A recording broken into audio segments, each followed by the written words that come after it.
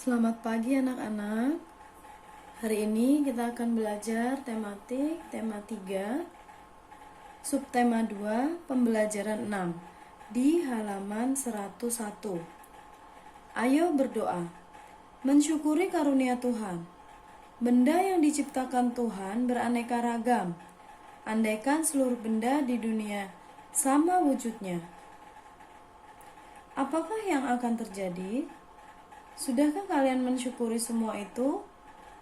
Berdoa adalah salah satu wujud syukur kita kepada Tuhan. Mari awali semua aktivitas dengan berdoa. Ayo mengamati. Mengamati bahan, wujud, dan fungsi benda. Masing-masing benda mempunyai sifat dan fungsi. Lengkapi bagan berikut ini. Tolong dipersiapkan pensilnya karena kita akan mengerjakan halaman 101 bersama-sama. Perhatikan dulu bagannya atau chartnya. Yang paling atas adalah benda.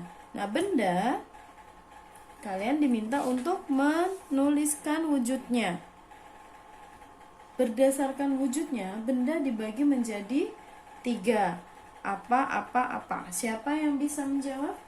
Siapa yang masih ingat? Iya, yaitu padat, cair, gas. Tulis ya. Padat, cair, gas. Jelas? Next. Lalu, masing-masing wujud benda memiliki sifat. Jika padat, sifatnya apa? Masih ingat atau tidak? Oke, kalian boleh tulis ya. Tulis yang rapi. Benda padat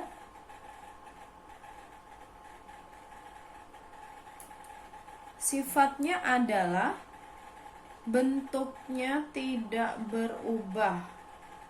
Jadi mau ditaruh di meja, mau ditaruh di dalam kulkas, mau ditaruh di bawah kursi, dia tetap bentuknya akan seperti itu. Contohnya adalah penghapus. Misalkan saya taruh penghapus di sini, bentuknya tetap seperti ini. Nih, saya pindahkan penghapus saya ke dalam kulkas jam 6 pagi. Lalu jam 6 sore saya lihat bentuknya masih sama seperti ini. Itu yang dimaksud bahwa sifat benda padat adalah bentuknya tidak berubah. Paham ya? Kemudian sifat yang kedua adalah dapat diraba atau digenggam. Sifat yang kedua, dapat diraba atau digenggam. Nih, Miss bisa ambil, Miss bisa rasakan, Miss bisa genggam, Miss bisa raba. Itu namanya adalah dapat diraba atau digenggam. Sifat dari benda padat. Oke, kalau kolomnya tidak cukup, hanya bisa tulis 1, kalian boleh tulis 1. Ya, paham ya? Oke, kemudian kita ke benda cair. Benda cair memiliki sifat seperti apa?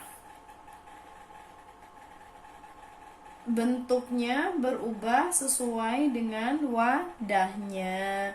Jadi, misalkan kalian bikin percobaan air kalian tuang ke dalam mangkuk, bentuknya seperti mangkuk juga kan, sama seperti wadahnya. Lalu setelah ditaruh di mangkuk, kalian mau pindahin ke dalam botol. Nah, pasti bentuk air tersebut akan seperti botol. Itu yang dimaksud seperti itu. Kemudian sifat yang kedua benda cair adalah menekan ke segala arah. Terus mengalir dari tempat yang tinggi ke tempat yang rendah. Itu adalah sifat yang ketiga. Mengalir dari tempat yang tinggi ke tempat yang rendah. Itu ya sifat-sifat benda cair. Anak-anak tinggal pilih mau yang mana yang mau ditulis. Kalau tertinggal, nonton lagi videonya atau diulang lagi penjelasan dari saya. Selanjutnya, wujud benda gas memiliki sifat apa jika benda gas? Sifatnya bagaimana? Iya, bentuknya berubah sesuai dengan tempatnya. Ya. Misalkan udara di dalam balon ya bentuknya seperti balon, udara di dalam ban ya bentuknya akan seperti ban. Kayak gitu ya. Jadi bentuk berubah-ubah sesuai dengan tempatnya atau wadahnya. Lalu contoh yang lain adalah iya, dapat tidak dapat tidak dapat digenggam. Ya, tulis tidak dapat digenggam. Itu tadi sifat-sifat benda padat, cair, dan gas. Nah, kemudian anak-anak diminta untuk menuliskan contohnya. Contoh masing-masing wujud benda. Contoh benda padat apa? Banyak sekali ya. Ada pensil, buku, meja, penghapus, penggaris. Itu wujud benda padat. Meja, terus kursi ya. Itu adalah contoh benda padat. Kemudian contoh benda cair apa saja, Nak? Iya, tentu saja. Selain air apa, Nak? Oli, minyak goreng, sirup, kecap. Ya. Yang bentuknya adalah cair, yang cair-cair kayak gitu tuh namanya benda cair. Kemudian yang selanjutnya adalah contoh benda gas apa? Oh iya bener, asap, api, udara. Ya. Oke, exercise halaman 101 sudah selesai. Kita lanjut ke pembahasan materi berikutnya di halaman 102. Baik, kita lanjut di halaman 102. Bersama dengan kelompok kalian, amati benda-benda di lingkungan sekolah. Tentukan nama benda, bahan pembentuk, wujud benda, dan fungsi benda. Catatlah hasil pengamatan kalian pada tabel 2.6. Nah, di sini tidak perlu dikerjakan berkelompok, kalian bisa membayangkan barang apa atau benda apa yang ada di sekitar sekolah kalian. Masih ingat ya, sekolahnya seperti apa? Nah, di sekitar sekolah kalian diminta untuk mencatat nama benda, nama pembentuk, lalu wujud benda, dan juga fungsi benda.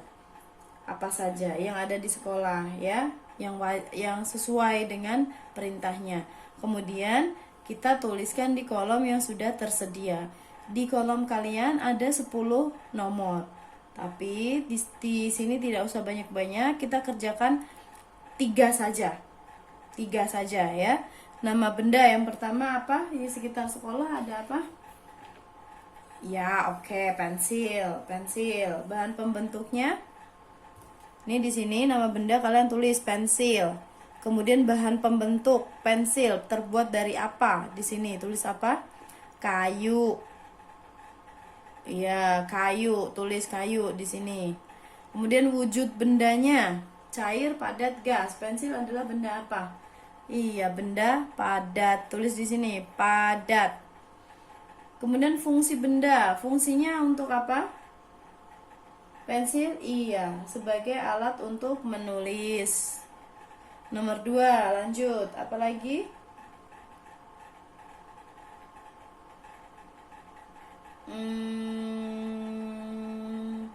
Udara ya, udara.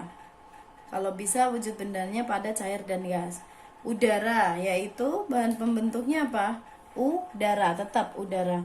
Kemudian wujud bendanya iya, gas wujud bendanya. Fungsi bendanya, fungsi udara untuk apa? Untuk bernafas. Betul. Ya, tulis ya. Sekarang nomor 3. Nomor 3 yang bentuknya cair apa ya di sekitar sekolah? Iya, air. Boleh tulis air.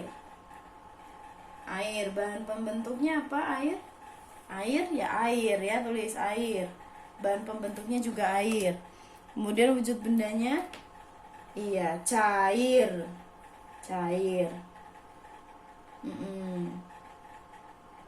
Fungsi bendanya untuk minum, untuk cuci tangan, untuk membersihkan kaki, ya, itu fungsinya. Sudah, lanjut kita ke bawahnya ya. menulis manfaat benda tidak usah. Lalu yang ayo berdiskusi, mengenal satuan berat baku. Bacalah teks di bawah ini dengan seksama. Kegiatan posyandu. Pernahkah kalian melihat kegiatan posyandu? Posyandu singkatan dari Pos Pelayanan Terpadu. Posyandu diselenggarakan oleh masyarakat yang dibantu petugas kesehatan. Salah satu kegiatan dalam posyandu adalah imunisasi dan menimbang berat badan balita. Timbangan yang digunakan umumnya bukan timbangan bayi, melainkan jenis timbangan gantung. Setiap bulan, para balita ditimbang berat badannya. Menimbang berat badan bertujuan untuk memantau pertumbuhan balita. Nah, di sebelah kanan atas sudah tersedia gambar yang dapat kalian amati.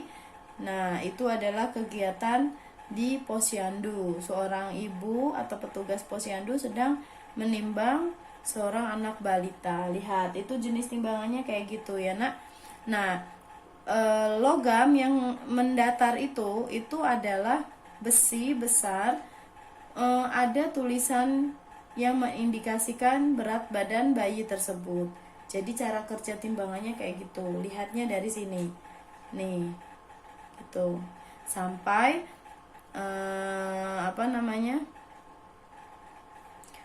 besi yang mendatar ini seimbang, baru kita bisa mengetahui berapa total berat badan bayi tersebut atau balita tersebut. Gitu, paham ya? Kemudian next kita lanjutkan. Nah, mengenal satuan berat baku ini agak-agak kompleks karena kalian setidaknya harus hafal. Jika memperhatikan tangga metrik yang ada di halaman 103, kalian pasti agak bingung pada awalnya. Tidak apa-apa, hal ini wajar. Jadi karena kalian baru pertama kali mempelajari hal ini, jadi wajar. Gak apa-apa, kita belajar bersama, diskusi bersama, dibahas bersama. Nanti jika masih ada pertanyaan boleh ditanyakan ya. Yuk anak-anak menyimak, Miss jelasin. Perhatikan tangga metrik satuan berat di samping. Bagaimana cara membaca tangga metrik tersebut? Perhatikan cara membaca berikut. Setiap turun satu tangga, nih ya, diperhatikan yang ini, nak. Setiap turun satu tangga kalikan dengan 10. Misalkan 1 kilo dikonvert ke hektogram. Jadi berapa? Turun. Ya, kilogram ke hektogram. Dari kilogram ke hektogram turun satu tangga. Artinya 1 kilo sama dengan 1 dikali 10 hektogram. Sama dengan 10 hektogram. Dengan cara yang sama, coba kamu lengkapi. 5 kilo sama dengan berapa, nak? 5 ya, dikali 10. Karena turun ya. Nih turun. Kilo ke Hg itu dikali 10 sama dengan 50 Hg. So 5 kg sama dengan 50 hektogram. Kayak gitu ya. Bagaimana jika turun 2 tangga? Bagaimana jika turun 3 tangga? Berarti dikalikan 10, lalu dikalikan lagi 10, lalu dikalikan lagi 10. Jadi setiap turun dikalikan 10. Demikian juga setiap naik satu tangga dibagi 10. Misalnya 1 hektogram sama dengan berapa kilo? Nah, dari satuan hektogram ke satuan kilogram naik satu tangga. Artinya 1 hektogram sama dengan 1 dibagi 10 sama dengan 1 per 10 kilogram. Dengan cara yang sama, coba kamu lengkapi. 8 hektogram sama dengan berapa, nak? Jadi berapa? Iya, 8 dibagi 10 sama dengan berapa? 8 per 10 kilogram. Seperti itu ya. Kita lanjut ke halaman selanjutnya, halaman 104. Selain satuan berat di atas, kita juga mengenal satuan ons, pon, kuintal, dan ton. 1 on sama dengan 100 gram. 1 pon sama dengan 500 gram. G itu gram ya nak. 1 kuintal sama dengan 100 kilogram. 1 ton sama dengan 1000 kilogram. Nah, di sini ada informasi tambahan yang perlu kalian tambahkan di buku kalian bahwa 1 kilogram sama dengan 10 ons. Tulis ya nak, 1 kilogram sama dengan 10 ons. Kemudian 1 kilogram sama dengan 1000 gram. Oke. Ayo berlatih. Mengonversi satuan berat baku. Perhatikan. Isilah titik-titik di bawah ini dengan bilangan yang sesuai. Mari kita kerjakan bersama-sama. 5 kg sama dengan berapa ons? Kalau di atas ada tulisan 1 kg sama dengan 10 on, maka jika 5 kg berarti iya 50 ons. Tulis ya, because I don't want to write on my book. So you must keep on listening to me. Number 1 is 50 ons. 50 ons. Ditulis jawabannya ya. Ini agak susah materinya, jadi tolong perhatikan. Jangan disambi main-main atau tidak serius. Nanti kamu akan susah menyerapnya, menyerap materi hari ini. Ya. Nomor 2, 2000 gram sama dengan berapa kilogram? Kalau 1000 gram sama dengan 1 kilogram, berarti kalau 2000 gram sama dengan berapa kilogram? Iya, sama dengan 2 kilogram. Nomor 3, 5 on sama dengan berapa gram? 500 gram, dimana 1 on sama dengan 100 gram. Anak-anak perlu tulis ya. 1 on sama dengan 100 gram. Gitu ya. Jadi 5 on sama dengan 500 gram. Nomor 4, 1 dekagram. Berapa nak turun atau naik? Dilihat tangganya ya, dilihat tangganya nih. 1 dekagram ke gram. Nih. Dekagram ke gram, turun 1 berarti dikali 10. Jadi 10 gram. 1 dekagram sama dengan 10 gram. Ya, nomor 4. Sekarang nomor 5.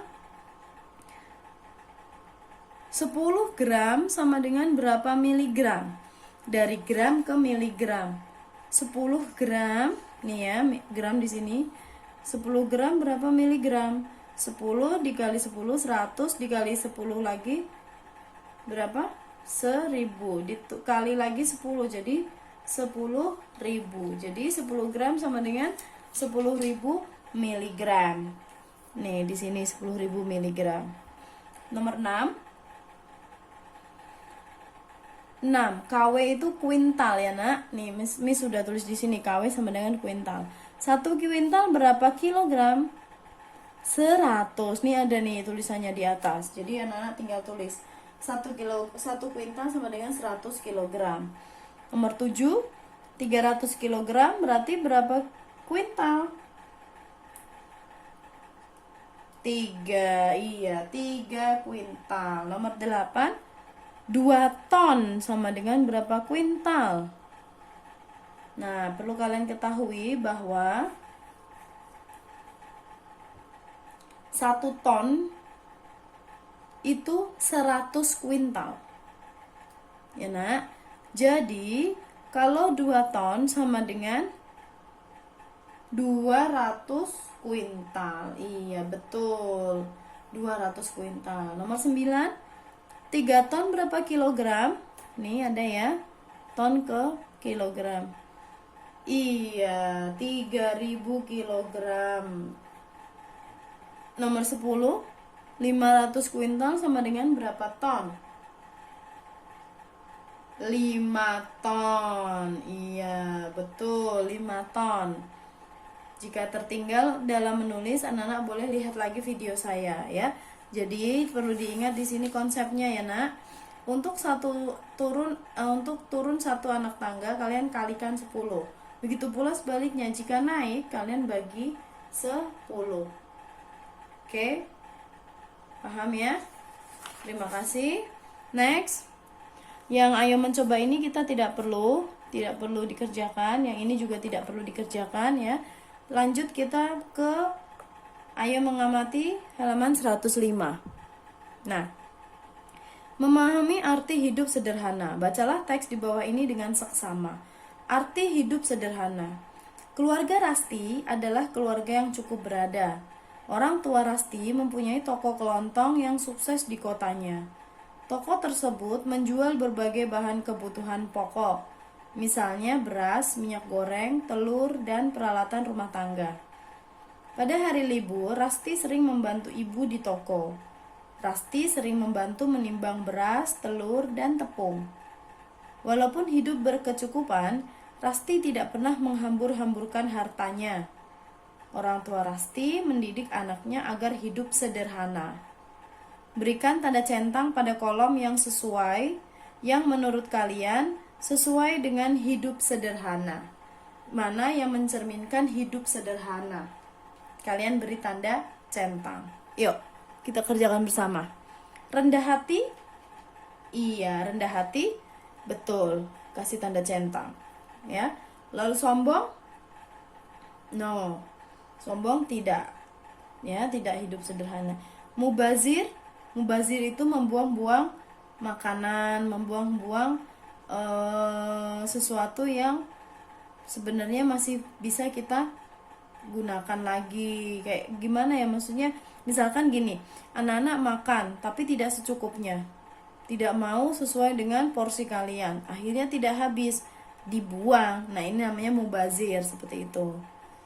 Berarti no ya. Hemat? Iya, hemat iya. Pelit? No, kita hidup hemat bukan berarti kita pelit. Oke? Itu untuk pembahasan di halaman 105. Kita lanjut ke halaman 106. Next. Senang berbagi? Iya, senang berbagi, centang. Kemudian boros? Boros? No, ya. Pilih-pilih teman? No. Suka bergaul? Yes. Secukupnya? Yes. Nah, sudah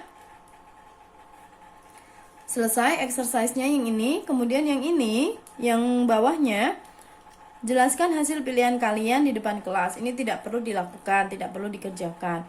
Kemudian yang berdiskusi ini juga tidak perlu dikerjakan. Lanjut ke ayo berlatih. Memahami sikap hidup sederhana. Jawablah pertanyaan-pertanyaan di bawah ini dengan jujur. Berilah tanda centang pada kolom yang sesuai dengan jawabanmu. Ada pertanyaan di bagian kiri, lalu anak-anak tulis seberapa ngerti kalian. Dijawab dengan setuju, ragu-ragu, atau tidak setuju. Contohnya nomor 1. Saya telah mengerti arti hidup sederhana. Hidup sederhana itu tidak berlebih-lebihan. Misalkan, kalian sudah punya sepeda, sudah dibeliin mami. Lalu kalian minta lagi yang warnanya lain. Itu berarti tidak hidup sederhana. Kan sudah punya sepeda, ya sudah. Tidak perlu membeli yang baru. Ya, contohnya kayak gitu. Paham nggak dengan arti hidup sederhana? Jawabannya setuju, ragu-ragu, atau tidak setuju. Gitu. Ya. Kemudian nomor 2, saya telah menerapkan hidup sederhana. Sudah dilakukan belum? Kalau sudah ya jawab setuju, centang. Yang ini, saya telah mengerti arti hidup sederhana. Jawab setuju.